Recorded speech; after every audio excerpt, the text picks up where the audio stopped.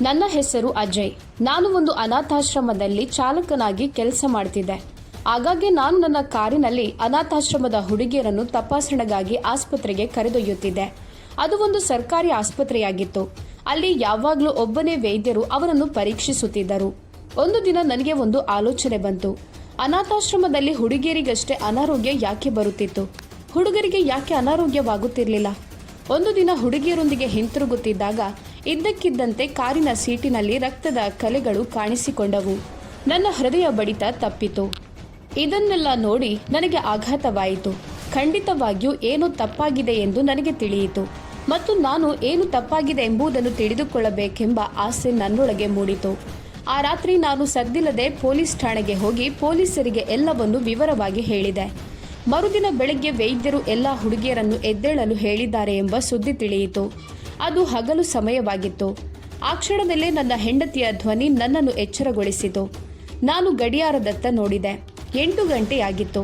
ಆದರೆ 8:15 ನಾನು ಕಾರಿನೊಂದಿಗೆ ಅನಾಥಾಶ್ರಮದಲ್ಲಿ ಇರಬೇಕಾಗಿತ್ತು. ನಾನು ಬೇಗನೆ ಎದ್ದು ಸ್ನಾನಗೃಹಕ್ಕೆ ಹೋದೆ. ಸ್ನಾನ ಮಾಡಿದ ನಂತರ ನನ್ನ ಹೆಂಡತಿ ನನಗೆ ಉಪಹಾರ ಬಡಿಸಿದಳು. ಆಗ ನನ್ನ 2 ಹೆಣ್ಣು ಮಕ್ಕಳು ನನ್ನ ಬಳಿಗೆ ಬಂದರು. ಅಪ್ಪ, ದಯವಿಟ್ಟು ಬೇಗ ಮನೆಗೆ ಬನ್ನಿ, ನಾವು ನಿಮ್ಮೊಂದಿಗೆ ಊಟ ಮಾಡಲು ಬಯಸುತ್ತೇವೆ ಎಂದರು.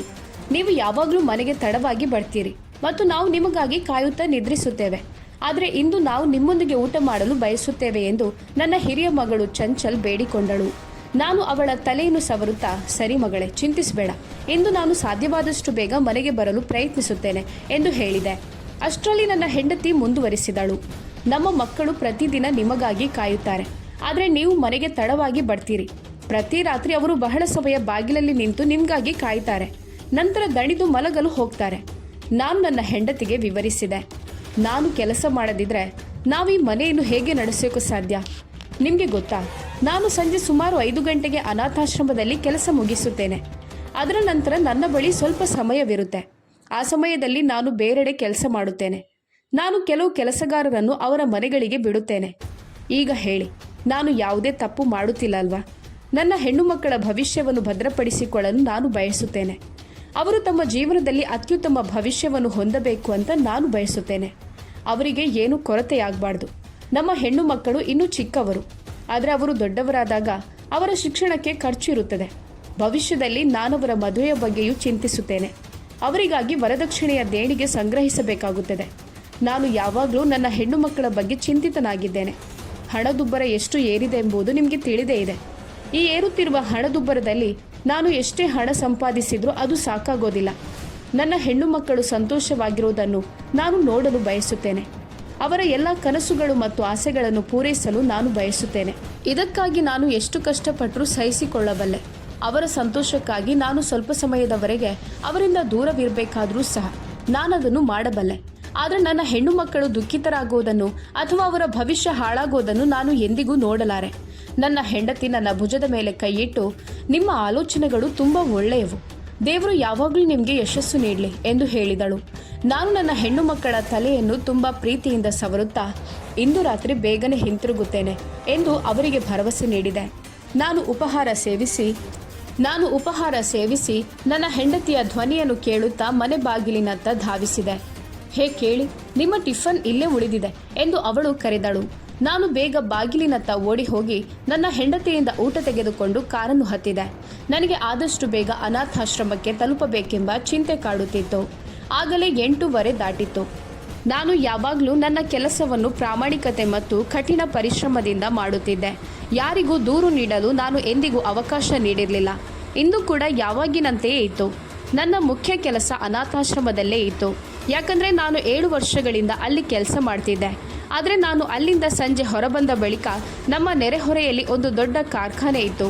ಅಲ್ಲಿನ ಕೆಲಸಗಾರರು ಮನೆಗೆ ಹೋಗಬೇಕಾಗುತ್ತಿತ್ತು. ಹಾಗಾಗಿ ನಾನು ಅವರನ್ನು ನನ್ನ ಕಾರಿನಲ್ಲಿ ಅವರ ಮನೆಗಳಿಗೆ ಇಳಿಸಿ ಅವರಿಂದ ಹಣವನ್ನು ಸಂಗ್ರಹಿಸುತ್ತಿದ್ದೆ. ಇದರಿಂದ ನನಗೆ ಸ್ವಲ್ಪ ಲಾಭ ಸಿಗುತ್ತಿತ್ತು. ಎಂದಿನಂತೆ ನಾನು ಅನಾಥಾಶ್ರಮವನ್ನು ತಲುಪಿದೆ. ನಾನು ಕಾರನ್ನು ಪಾರ್ಕಿಂಗ್ ಪ್ರದೇಶದಲ್ಲಿ ನಿಲ್ಲಿಸಿದ ಕ್ಷಣದಲ್ಲೇ ಭದ್ರತಾ ಸಿಬ್ಬಂದಿ ಒಳಗಿನಿಂದ ಓಡಿ ಬಂದು ನನ್ನತ್ತ ನೋಡುತ್ತಾ, ಹೇ ಅಜಯ್, ನೀನು ಎಲ್ಲಿದ್ದಿ? ನಾನು ಬಹಳ ಸಮಯದಿಂದ ನಿನ್ನನ್ನು ಕಾಯುತ್ತಿದ್ದೇನೆ. ನಿನ್ನ ಕೆಲಸ 8:00 ಪ್ರಾರಂಭವಾಗುತ್ತದೆ ಎಂಬುದು ನಿನಗೆ ಮರೆತು ಹೋಯ್ತಾ? ಇಂದು ನೀನು ಯಾಕೆ 9? ಹೌದು, ಇವತ್ತು ನನಗೆ ಸ್ವಲ್ಪ ತಡ ಆಯಿತು ಎಂದು ನಾನು ಹೇಳಲು ಹೊರಟಿದ್ದೆ. ಆದರೆ ನಾನು ಹೇಳುವ ಮುನ್ನವೇ ಅವನು, ಹುಡುಗಿಯರು ತುಂಬ ಅಸ್ವಸ್ಥರಾಗಿದ್ದಾರೆ, ಅವರನ್ನು ತಕ್ಷಣ ಆಸ್ಪತ್ರೆಗೆ ಕರೆದೊಯ್ಯಬೇಕು ಬೇಗ ಎಂದು ಹೇಳಿದನು. ನಾನು ತುಂಬ ಚಿಂತಿತನಾಗಿದ್ದೆ. ನಾನಿಲ್ಲಿ 1 ತಿಂಗಳಿನಿಂದ ಕೆಲಸ ಮಾಡ್ತಿದ್ದೆ. ಇದಕ್ಕೂ ಮೊದಲು ನಾನು ಅನಾಥಾಶ್ರಮದ ಮತ್ತೊಂದು ಶಾಖೆಯಲ್ಲಿ ಕೆಲಸ ಮಾಡ್ತಿದ್ದೆ. ಈಗ ಈ ಶಾಖೆಯಲ್ಲಿ ಕೆಲಸ ಮಾಡುತ್ತಿರುವ ನಾನು ನಿರಂತರವಾಗಿ ಹುಡುಗಿಯರನ್ನೇ ಆಸ್ಪತ್ರೆಗೆ ಕರೆದೊಯ್ಯಬೇಕಾಗುತ್ತಿತ್ತು. ಈ ಅನಾಥಾಶ್ರಮದ ಹುಡುಗಿಯರು ಯಾವಾಗಲೂ ನನ್ನ ಕಾರನ್ನು ಹತ್ತುವುದನ್ನು ನಾನು ಗಮನಿಸಿದ್ದೆ. ಹುಡುಗರು ಎಂದಿಗೂ ಅನಾರೋಗ್ಯಕ್ಕೆ ಒಳಗಾಗಲಿಲ್ಲವೇ ಎಂಬ ಆಲೋಚನೆ ಆ ಕ್ಷಣ ನನ್ನ ಮನಸ್ಸಿಗೆ ಬಂತು. ಆದರೆ ನಾನಿಲ್ಲಿ ಕೇವಲ ಚಾಲಕ. ಯಾರನ್ನು ಏನನ್ನು ಪ್ರಶ್ನಿಸಲು ನನಗೆ ಸಾಧ್ಯವಾಗಲಿಲ್ಲ. ನಾನು ಯಾರಿಗೂ ಏನು ಹೇಳಲು ಸಾಧ್ಯವಾಗಲಿಲ್ಲ. ನಾನು ನನ್ನ ಕೆಲಸದ ಮೇಲೆ ಮಾತ್ರ ಗಮನ ಹರಿಸಬೇಕಾಗಿತ್ತು. ಹೀಗಾಗಿ ನಾನು ಆ ಆಲೋಚನೆಯನ್ನು ಮನಸ್ಸಿನಿಂದ ತೆಗೆದು ತಕ್ಷಣ ಒಳಗೆ ಹೋದೆ. 2 ಮಹಿಳೆಯರು ಒಂದು ಪುಟ್ಟ ಹುಡುಗಿಯನ್ನು ಹೊತ್ತುಕೊಂಡು ಹೊರಗೆ ಬಂದರು. ಅವರಿಬ್ಬರು ಅವಳನ್ನು ತಮ್ಮ ತೋಳುಗಳಲ್ಲಿ ಹೊತ್ತುಕೊಂಡಿದ್ದರು. ಅವಳು ತುಂಬ ಅಸ್ವಸ್ಥಳಾದಂತೆ ಕಾಣುತ್ತಿದ್ದಳು. ಅವಳು ನಿರಂತರವಾಗಿ ತನ್ನ ತಾಯಿಯನ್ನು ಕರೆಯುತ್ತಿದ್ದಳು. ಒಂದು ಕ್ಷಣ ನಾನವಳನ್ನು ನೋಡಿದಾಗ ನನ್ನ ಹೃದಯ ಬಡಿತ ನಿಂತಂತಾಯಿತು. ಆ ಮಹಿಳೆ ನನ್ನನ್ನು ನೋಡಿ, ನೀನೇನು ನೋಡ್ತಿದ್ಯಾ? ನಾವು ನಿನಗಾಗಿ ಇಲ್ಲಿ ಎಷ್ಟು ಸಮಯದಿಂದ ಕಾಯುತ್ತಿದ್ದೇವೆ. ಬೇಗ ಬಾಗಿಲು ತೆರೆ, ಮಗುವಿನ ಸ್ಥಿತಿ ಹದಗೆಡುತ್ತಿದೆ ಎಂದು ಹೇಳಿದಳು. ನಾನು ತಕ್ಷಣ ಈ ಮಗುವಿಗೆ ಏನಾಗಿದೆ ಎಂದು ಕೇಳಿದೆ. ಆದರೆ ಆ ಮಹಿಳೆ ಕೋಪದಿಂದ ಕೂಗಿ, ನಿನಗೆ ಹುಚ್ಚು ಹಿಡಿದಿದ್ಯಾ? ನೀನು ಈಗಾಗಲೇ ತಡವಾಗಿ ಬಂದಿದ್ಯಾ ಮತ್ತು ಅದರ ಮೇಲೆ ನಮ್ಮನ್ನು ಪ್ರಶ್ನಿಸ್ತಿದ್ಯಾ? ಇದು ಪ್ರಶ್ನೆಗಳಿಗೆ ಸಮಯವಲ್ಲ. ಬೇಗ ಬಾಗಿಲು ತೆರೆದು ಈ ಮಗುವನ್ನು ಕರೆದುಕೊಂಡು ಹೋಗು ಎಂದು ಕಿಡಿಕಾರಿದಳು. ನಾನು ಮೌನವಾಗಿದ್ದೆ. ನನ್ನ ಕಣ್ಣುಗಳು ಮಗುವಿನತ್ತ ಹೋಯಿತು. ಅವಳ ಮೂಗಿನಿಂದ ರಕ್ತಸ್ರಾವವಾಗುತ್ತಿತ್ತು. ನನ್ನ ಹೃದಯ ಒಂದು ಕ್ಷಣ ನಿಂತಂತಾಯಿತು. ಅವಳ ಬಗ್ಗೆ ನನಗೆ ತುಂಬ ಕನಿಕರವಾಯಿತು.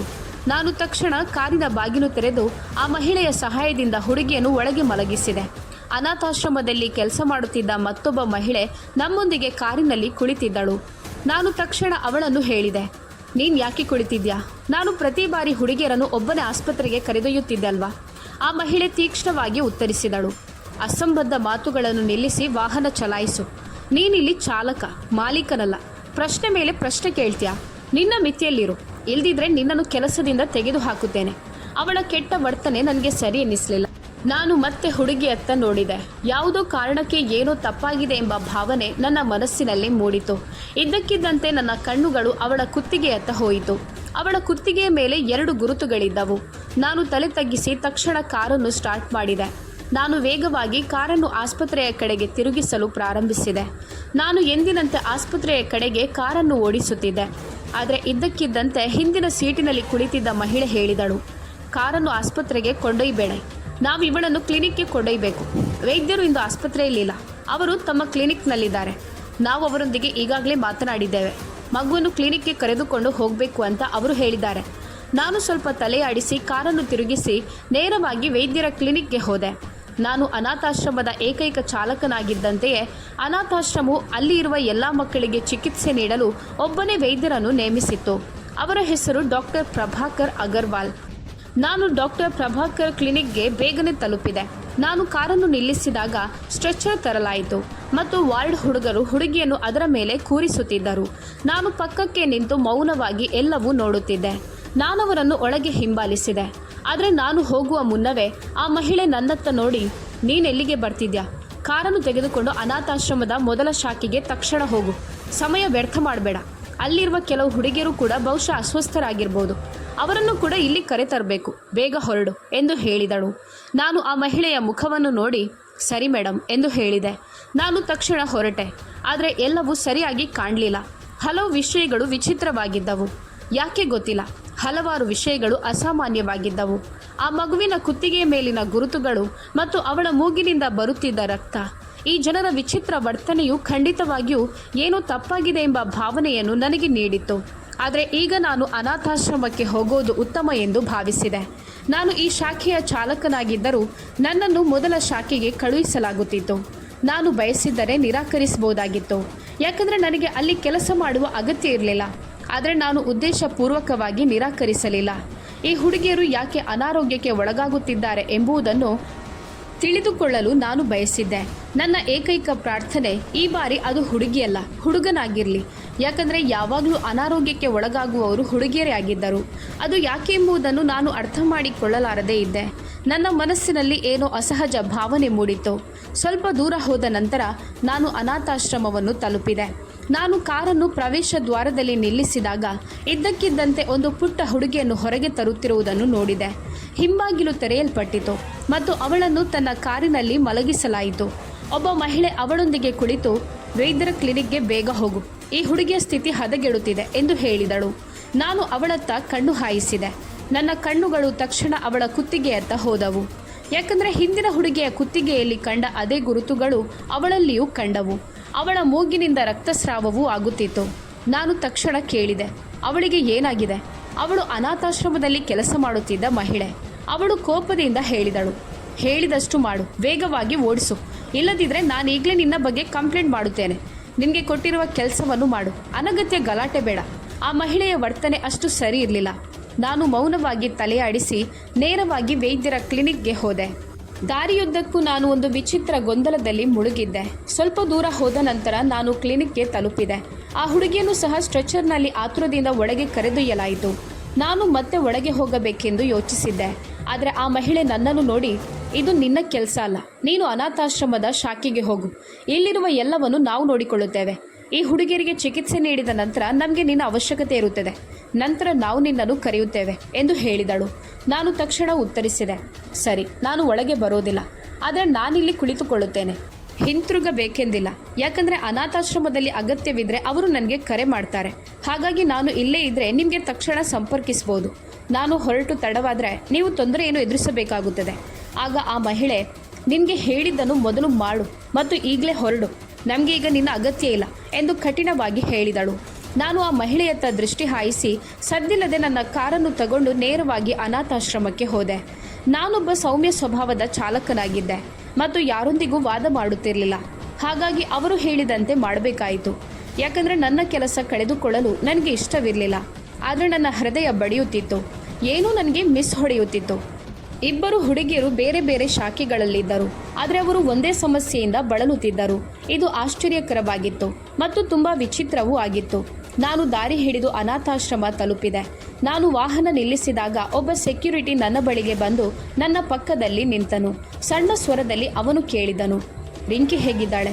ನಾನು ಸೆಕ್ಯೂರಿಟಿಯತ್ತ ನೋಡಿ, ನಿಮಗೆ ಈ ಹುಡುಗಿ ತಿಳಿದಿದ್ಯಾ ಎಂದು ಕೇಳಿದೆ. ಅವನು ಒಂದು ಕ್ಷಣ ಮೌನವಾಗಿದ್ದನು. ನಂತರ ನಿಧಾನವಾಗಿ ತಲೆಯಾಡಿಸಿ, ಹೌದು, ನಾನು ಆಗಾಗ್ಗೆ ಅವಳ ವಸ್ತುಗಳನ್ನು ತರುತ್ತಿದ್ದೇನೆ. ಹೇಳು, ಆ ಹುಡುಗಿ ಚೆನ್ನಾಗಿದ್ದಾಳಾ ಎಂದು ಕೇಳಿದನು. ನಾನು ನಿರಾಕರಿಸುತ್ತಾ ತಲೆ ಅಲ್ಲಾಡಿಸಿದೆ ಮತ್ತು ಅವನನ್ನು ನೋಡುತ್ತಾ, ಅಣ್ಣ, ನನಗೆ ಏನೂ ತಿಳಿದಿಲ್ಲ, ಅವಳ ಸ್ಥಿತಿಯ ಬಗ್ಗೆ ನನಗೆ ಚಿಂತೆಯಾಗಿತ್ತು ಎಂದು ಹೇಳಿದೆ. ನಾನಲ್ಲಿ ಕೆಲ ಕಾಲ ನಿಂತು ಕ್ಲಿನಿಕ್ ಒಳಗೆ ಹೋಗಲು ಬಯಸಿದ್ದೆ, ಆದರೆ ನನ್ನನ್ನು ಒಳಗೆ ಬಿಡಲಿಲ್ಲ. ನನ್ನನ್ನು ಓಡಿಸಲಾಯಿತು. ಅಗತ್ಯ ಬಿದ್ದಾಗ ನನ್ನನ್ನು ಅಲ್ಲಿಗೆ ಕರೆಯಲಾಗುವುದು ಅಂತ ಹೇಳಿದರು. ನಾನು ದೇವರು ಆ ಹುಡುಗಿಯರನ್ನು ಗುಣಪಡಿಸಲಿ ಅಂತ ಮನಸ್ಸಿನಲ್ಲಿ ಪ್ರಾರ್ಥಿಸಿದೆ. ಅಷ್ಟರಲ್ಲಿ ಆ ಸೆಕ್ಯೂರಿಟಿ ದುಃಖದಿಂದ ತಲೆಯಲ್ಲಾಡಿಸಿ ಮೌನವಾಗಿ ತನ್ನ ಸ್ಥಳಕ್ಕೆ ಹೊರಟನು. ಅವನ ನೋಟವು ಅವನಿಗೆ ಏನೋ ತಿಳಿದಿದೆ ಎಂಬುದನ್ನು ಸ್ಪಷ್ಟವಾಗಿ ಸೂಚಿಸಿತು. ಆದರೆ ನನಗೆ ಅದು ಏನೆಂದು ತಿಳಿಯಲಿಲ್ಲ, ಯಾಕಂದರೆ ನಾನು ಅವನೊಂದಿಗೆ ಹೆಚ್ಚು ಮಾತನಾಡಿರಲಿಲ್ಲ. ನಾನು ನನ್ನ ಕಾರಿನ ಬಳಿ ಸುಮ್ಮನೆ ನಿಂತಿದ್ದೆ. ನಂತರ ಬಹಳ ಸಮಯ ಆಲೋಚಿಸಿದ ನಂತರ ನಾನು ಆ ಸೆಕ್ಯೂರಿಟಿ ಪಕ್ಕದಲ್ಲಿ ನಿಂತು ಮಾತನಾಡಲು ಹಿಂತಿರುಗಿದೆ. ಅವನು ನನ್ನನ್ನು ನೋಡಿ, ನಿನಗೆ ಏನಾದರೂ ಬೇಕಾ ಎಂದು ಕೇಳಿದನು. ನಾನು ನಿರಾಕರಿಸುತ್ತಾ ತಲೆ ಅಲ್ಲಾಡಿಸಿದೆ. ಅವನತ್ತ ನೋಡಿ, ಅಣ್ಣ, ನಾನು ನಿನಗೆ ಒಂದು ಪ್ರಶ್ನೆ ಕೇಳಲು ಬಯಸುತ್ತೇನೆ ಎಂದು ಹೇಳಿದೆ. ಅವನು ತಲೆ ಆಡಿಸಿ, ಕೇಳು ಎಂದನು. ನೀನಿಲ್ಲಿ ಎಷ್ಟು ವರ್ಷಗಳಿಂದ ಕೆಲಸ ಮಾಡ್ತಿದ್ಯಾ? ನಿನ್ನನ್ನು ನೋಡುವಾಗ ನೀನಿಲ್ಲಿ ಬಹಳ ವರ್ಷಗಳಿಂದ ಕೆಲಸ ಮಾಡುತ್ತಿ ಎಂಬುದು ತಿಳಿಯುತ್ತೆ. ನೀನು ತುಂಬ ಅನುಭವಿಯಂತೆ ಕಾಣ್ತೀಯ. ನನ್ನ ಮಾತುಗಳನ್ನು ಕೇಳಿ ಅವನು ತಲೆಯಾಡಿಸಿ ಗಂಭೀರವಾಗಿ ಹೇಳಿದನು, ನಾನಿಲ್ಲಿ 5 ವರ್ಷಗಳಿಂದ ಕೆಲಸ ಮಾಡ್ತಿದ್ದೇನೆ. ಹೌದು, ನಾನು ತುಂಬ ವರ್ಷದಿಂದ ಇದೇ ಕೆಲಸವನ್ನು ಮಾಡುತ್ತಿದ್ದೇನೆ. ಇದಕ್ಕೂ ಮೊದಲು ನಾನು ಇನ್ನೊಂದು ಅನಾಥಾಶ್ರಮದಲ್ಲಿ ಕೆಲಸ ಮಾಡಿದ್ದೇನೆ. ಒಟ್ಟಾರೆ ನಾನು ಈ ಕ್ಷೇತ್ರದಲ್ಲಿ ಸುಮಾರು 7-8 ವರ್ಷಗಳಿಂದ ಕೆಲಸ ಮಾಡ್ತಿದ್ದೇನೆ. ಆ ವ್ಯಕ್ತಿಯ ಮಾತುಗಳನ್ನು ಕೇಳಿದ ನಾನು, ಅಂದರೆ ಈ ಆಶ್ರಮದಲ್ಲಿರುವ ಪ್ರತಿಯೊಬ್ಬ ವ್ಯಕ್ತಿಯನ್ನು ನೀವು ತಿಳಿದಿರಬೇಕು ಎಂದು ತಕ್ಷಣ ಹೇಳಿದೆ. ಅವನು ಈಗ ನನ್ನ ಮಾತುಗಳ ಬಗ್ಗೆ ಸ್ವಲ್ಪ ಎಚ್ಚರದಿಂದಿದ್ದನು. ಅವನು ತನ್ನ ಮಾತು ಪುನರಾವರ್ತಿಸುತ್ತಾ ಹೇಳಿದ, ಅಂದರೆ ಈ ಸಿಬ್ಬಂದಿಯಲ್ಲಿರುವ ಪ್ರತಿಯೊಬ್ಬರ ಬಗ್ಗೆ ಹೇಳಲು ನೀನು ಪ್ರಯತ್ನಿಸ್ತೀಯಾ? ಇದನ್ನೆಲ್ಲ ನನ್ನಲ್ಲಿ ಯಾಕೆ ಕೇಳ್ತಿದ್ಯಾ? ಇದನ್ನೆಲ್ಲ ಯಾಕೆ ತಿಳಿದುಕೊಳ್ಳಲು ಬಯಸ್ತೀಯಾ? ನಾನು ಸ್ವಲ್ಪ ಹೊತ್ತು ಮೌನವಾಗಿದ್ದೆ. ನಂತರ ಅವನತ್ತ ನೋಡುತ್ತಾ, ಅಣ್ಣ, ನನಗೆ ಸ್ವಲ್ಪ ಆತಂಕವಾಗ್ತಿದೆ. ನಾನು ಈ ಶಾಖೆಯಲ್ಲಿ ಕೇವಲ 1 ತಿಂಗಳಿನಿಂದ ಮಾತ್ರ ಕೆಲಸ ಮಾಡ್ತಿದ್ದೇನೆ. ಇದಕ್ಕೂ ಮೊದಲು ನಾನು ಹಿಂದಿನ ಶಾಖೆಯಲ್ಲಿ ಸುಮಾರು 1 ವರ್ಷ ಕೆಲಸ ಮಾಡಿದ್ದೇನೆ. ಆದರೆ ನಾನು ಇಲ್ಲಿಗೆ ಬಂದು ಕೇವಲ 1 ತಿಂಗಳಾಗಿದೆ ಮತ್ತು ಆ 1 ತಿಂಗಳಲ್ಲಿ ನಾನು ನಿರಂತರವಾಗಿ ಹುಡುಗಿಯರನ್ನೇ ವೈದ್ಯರ ಬಳಿಗೆ ಕರೆದುಕೊಂಡು ಹೋಗುತ್ತಿದ್ದೇನೆ. ಹುಡುಗರು ಇಲ್ಲಿ ವಾಸಿಸುತ್ತಿಲ್ವಾ? ನಾನು ಹುಡುಗರನ್ನು ನೋಡಿದ್ದೇನೆ, ಆದರೂ ಅವರು ಎಂದಿಗೂ ಅನಾರೋಗ್ಯಕ್ಕೆ ಒಳಗಾಗ್ತಿಲ್ಲ. ಅವರು ಎಲ್ಲಿಗೂ ಹೋಗಬೇಕಾಗಿಲ್ವಾ ಎಂದು ಕೇಳಿದೆ. ಸೆಕ್ಯೂರಿಟಿ ತಕ್ಷಣ ಉತ್ತರಿಸಿದ, ಅನಗತ್ಯ ವಿಷಯಗಳ ಬಗ್ಗೆ ಯೋಚಿಸಬೇಡ. ನೀನು ತೊಂದರೆಗೆ ಸಿಲುಕ್ತೀಯ. ಏನಾಗ್ತಿದೆ ಎಂಬುದನ್ನು ಸದ್ದಿಲ್ಲದೆ ನೋಡು. ನಿನ್ನ ಕೆಲಸದ ಮೇಲೆ ಗಮನ ಹರಿಸು. ಈ ಕೆಲಸವನ್ನು ನೀನು ಬಹಳ ಕಷ್ಟದಿಂದ ಪಡೆದಿದ್ಯಾ. ಆದ್ದರಿಂದ ಬೇರೆ ಯಾವುದಕ್ಕೂ ಗಮನ ಕೊಡಬೇಡ. ಇದು ಸರ್ಕಾರಿ ಕೆಲಸ, ಅದನ್ನು ಕಳೆದುಕೊಳ್ಬೇಡ. ಯಾಕಂದರೆ ನೀನು ಹಿಂದಿನ ಶಾಖೆಯಲ್ಲಿ ಮೊದಲು ಕೆಲಸ ಮಾಡಿದ್ಯಾ. ಅಲ್ಲಿ ನಿನ್ನ ಕೆಲಸವನ್ನು ಪ್ರಾಮಾಣಿಕವಾಗಿ ಮಾಡಿದ್ಯಾ. ಆದರೆ ಹಿಂದಿನ ವಿಷಯಗಳು ವಿಭಿನ್ನವಾಗಿದ್ದವು. ಈಗ ವಿಷಯಗಳು ವಿಭಿನ್ನವಾಗಿವೆ. ಅವನು ಕ್ಷಣಕಾಲ ನಿಂತು ಜೋರಾಗಿ ಹೇಳಿದನು, ನೀನೀಗ ಬೇಹುಗಾರಿಕೆ ಮಾಡುತ್ತಿದ್ದೀಯ ಎಂಬುದು ನನಗೆ ಸ್ಪಷ್ಟವಾಗಿದೆ. ಹೀಗೆ ಮುಂದುವರಿಸಿದರೆ ನೀನು ಕೆಲಸ ಕಳೆದುಕೊಳ್ಬೇಕಾಗ್ಬೋದು. ನಾನು ತಕ್ಷಣ ಉತ್ತರಿಸಿದೆ, ಹೋ ಇಲ್ಲ, ಇದರ ಬಗ್ಗೆ ನಾನು ಕೇಳೋದ್ರಿಂದ ನನ್ನ ಕೆಲಸದ ಮೇಲೆ ಏನು ಪರಿಣಾಮ ಬೀರುತ್ತದೆ? ಅವನು ತಕ್ಷಣ ಗಾಬರಿಗೊಂಡು, ನೀನು ನಿನ್ನ ಕೆಲಸ ಕಳೆದುಕೊಳ್ತೀಯ. ಆದ್ದರಿಂದ ನಿನ್ನ ಬಾಯಿ ಮುಚ್ಚಿಕೊಂಡು ಸದ್ದಿಲ್ಲದೆ ನಿನ್ನ ಕೆಲಸ ಮಾಡುವುದೇ ಉತ್ತಮ. ಯಾವುದಕ್ಕೂ ಗಮನ ಕೊಡಬೇಕಾದ ಅಗತ್ಯ ಇಲ್ಲ. ನಿನ್ನ ಕೆಲಸ ವಾಹನ ಚಲಾಯಿಸೋದು ಮಾತ್ರ. ಹುಡುಗಿಯರು ಅಥವಾ ಹುಡುಗರು ವೈದ್ಯರ ಬಳಿ ಹೋಗುತ್ತಾರೋ ಇಲ್ವೋ ಎಂಬುದನ್ನು ನೀನು ಲೆಕ್ಕಿಸಬಾರ್ದು. ಅದು ಸರಿ ಎಂದು ಅವನು ಧ್ವನಿಯನ್ನು ಸ್ವಲ್ಪ ಮೃದುವಾಗಿಸಿ, ದಯವಿಟ್ಟು ರಿಂಕಿ ಬಗ್ಗೆ ಹೇಳು. ಆ ಬಡ ಹುಡುಗಿ ಚೆನ್ನಾಗಿದ್ದಾಳ ಎಂದು ಕೇಳಿದನು. ಸೆಕ್ಯೂರಿಟಿ ಮಾತುಗಳು ನನಗೆ ತುಂಬ ವಿಚಿತ್ರವೆನಿಸಿತು. ಅವನ ಪ್ರತಿಯೊಂದು ಸನ್ನೆಯೂ ಏನೋ ತಪ್ಪಾಗಿದೆ ಎಂಬುದನ್ನು ಸೂಚಿಸುತ್ತಿತ್ತು. ಗಂಭೀರ ಸಮಸ್ಯೆ, ಬಹುಶಃ ನನಗೆ ತಿಳಿದಿರದ ವಿಷಯ. ನಾನು ಸದ್ದಿಲ್ಲದೆ ನನ್ನ ಕಾರಿನತ್ತ ತೆರಳಿ ನಿಂತಿದ್ದೆ. ಕ್ಲಿನಿಕ್ನಿಂದ ಕರೆ ಬರಬಹುದೆಂದು ಕಾಯುತ್ತಿದ್ದೆ. ಅವರು ನನಗೆ ಕರೆ ಮಾಡಿದರೆ ಅವರನ್ನು ಮತ್ತೆ ಅನಾಥಾಶ್ರಮಕ್ಕೆ ಕರೆತರಬಹುದು ಮತ್ತು ಆ ಹುಡುಗಿಯ ಆರೋಗ್ಯದ ಬಗ್ಗೆ ಏನಾದರೂ ತಿಳಿದುಕೊಳ್ಳಬಹುದು ಎಂಬ ನಿರೀಕ್ಷೆಯಲ್ಲಿದ್ದೆ. ನಾನು ಸುಮ್ಮನೆ ಓಡಾಡುತ್ತಿದ್ದಾಗ ಇದ್ದಕ್ಕಿದ್ದಂತೆ ನನ್ನ ಮೊಬೈಲ್ ಫೋನ್ ರಿಂಗ್ ಆಯಿತು. ಅದು ಆ ಮಹಿಳೆಯಿಂದ ಬಂದ ಕರೆ. ನನ್ನನ್ನು ತಕ್ಷಣ ಕ್ಲಿನಿಕ್ಗೆ ಬರಬೇಕೆಂದು ಹೇಳಿದರು. ಹುಡುಗಿಯರು ಚೇತರಿಸಿಕೊಂಡಿದ್ದಾರೆ ಎನ್ನುವುದು ಅದರ ಅರ್ಥ. ನಾನು ಕ್ಲಿನಿಕ್ಗೆ ವೇಗವಾಗಿ ಕಾರು ಚಲಾಯಿಸಿದೆ. ಆದರೆ ಆಸ್ಪತ್ರೆಗೆ ತಲುಪಿದಾಗ ರಿಂಕಿ ಎಂಬ ಹುಡುಗಿ ಮೃತಪಟ್ಟಿದ್ದಾಳೆ ಎಂಬ ವಿಷಯ ತಿಳಿದು ಬೆಚ್ಚಿಬಿದ್ದೆ. ಆ ಸುದ್ದಿ ಕೇಳುತ್ತಿದ್ದಂತೆಯೇ ನಾನು ಸಂಪೂರ್ಣವಾಗಿ ದಂಗಾಗಿದ್ದೆ. ನನ್ನ ಕಣ್ಣುಗಳಲ್ಲಿ ನೀರು ತುಂಬಿತು. ಆ ಹುಡುಗಿ ಸುಮಾರು 10 ವರ್ಷ ವಯಸ್ಸಿನವಳಾಗಿದ್ದಳು. ಇಷ್ಟು ಚಿಕ್ಕ ವಯಸ್ಸಿನಲ್ಲೇ ಆ ಬಡ ಹುಡುಗಿ ತೀರಿಕೊಂಡಿದ್ದಾಳೆ ಎಂಬ ಯೋಚನೆಯೇ ನನ್ನ ಹೃದಯವನ್ನು ನಡುಗಿಸಿತು. ಇನ್ನೊಬ್ಬ ಹುಡುಗಿಯ ಸ್ಥಿತಿ ಈಗ ಸುಧಾರಿಸಿತು. ಆ ಹುಡುಗಿಯನ್ನು ಮೊದಲ ಶಾಖೆಗೆ ಕರೆದೊಯ್ಯಲು ನನಗೆ ಸೂಚಿಸಲಾಯಿತು. ಅಲ್ಲಿದ್ದ ನರ್ಸ್ ಈಗಾಗಲೇ ಕಾರಿನಲ್ಲಿ ಕುಳಿತಿದ್ದಳು. ನಾನು ಕಾರು ಸ್ಟಾರ್ಟ್ ಮಾಡುವಾಗಲೇ ನನ್ನ ಹೃದಯ ಕರಗಿತು. ಆ ಸೆಕ್ಯೂರಿಟಿ ಹುಡುಗಿ ಚೇತರಿಸಿಕೊಂಡಿದ್ದಾಳೆ ಎಂದು ತಿಳಿಯಲು ತುಂಬ ಭರವಸೆ ಮತ್ತು ನಿರೀಕ್ಷೆಯೊಂದಿಗೆ ನನ್ನನ್ನು ಕೇಳಿದ್ದ. ಅವನು ಅವಳನ್ನು ಚೆನ್ನಾಗಿ ತಿಳಿದಿದ್ದಾನೆ. ಅವಳಿಗೆ ಯಾವಾಗಲೂ ಏನಾದರೂ ತಂದುಕೊಡುತ್ತಿದ್ದಾನೆಂದು ಹೇಳಿದ್ದ. ಆ ಯೋಚನೆಯೇ ನನ್ನ ಹೃದಯವನ್ನು ದುಃಖದಿಂದ ತುಂಬಿಸಿತು. ನನಗೆ ರಿಂಕಿಯೊಂದಿಗೆ ನೇರವಾದ ಸಂಬಂಧವಿರಲಿಲ್ಲ. ಆದರೆ ನನ್ನ ಹೃದಯದಲ್ಲಿ ಒಂದು ಅಸಹಜ ಅಶಾಂತಿ ನೆಲೆಸಿತ್ತು. ಸ್ವಲ್ಪ ಹೊತ್ತು ವಾಹನ ಚಲಾಯಿಸಿದ ನಂತರ ನಾನು ಆ ನರ್ಸ್ನತ್ತ ಗಂಭೀರವಾಗಿ ನೋಡಿದೆ. ನಾನು ಅವಳಿಗೆ ಏನಾದರೂ ಕೇಳಬೇಕೆ ಎಂದು ಯೋಚಿಸುತ್ತಿದ್ದೆ. ಕೊನೆಗೆ ದೇವರನ್ನು ಪ್ರಾರ್ಥಿಸುತ್ತಾ ಧೈರ್ಯವನ್ನು ಒಟ್ಟುಗೂಡಿಸಿಕೊಂಡು ಕೇಳಿದೆ, ಮೇಡಮ್, ರಿಂಕಿ ನಿಧನಳಾದಳೆ. ನಾನು ಅದನ್ನು ಕೇಳಿದಾಗ ಯಾವುದೇ ಭಾವವಿಲ್ಲದೆ ಅವಳು ಹೌದು ಎಂದಳು. ನಂತರ ಮೌನವಾಗಿದ್ದಳು. ನಾನು ಮತ್ತೆ ಕೇಳಿದೆ, ಸರಿ, ಅವಳಿಗೆ ಏನಾಯಿತು? ನಾನು ಅವಳಿಗೆ ಇನ್ನೊಂದು ಪ್ರಶ್ನೆ ಕೇಳುವ ಮೊದಲು ಅವಳು ಕಟುವಾಗಿ ಹೇಳಿದಳು, ನಾನು ನಿನ್ನ ಬಗ್ಗೆ ಮುಖ್ಯ ಕಚೇರಿಗೆ ಕಂಪ್ಲೇಂಟ್ ಮಾಡಬೇಕಾಗುತ್ತದೆ. ಯಾಕಂದರೆ ನೀನು ನಿನ್ನ ದಾರಿಯಲ್ಲಿ ಇರದೆ ತುಂಬ ಪ್ರಶ್ನೆಗಳನ್ನು ಕೇಳ್ತಿದ್ಯಾ.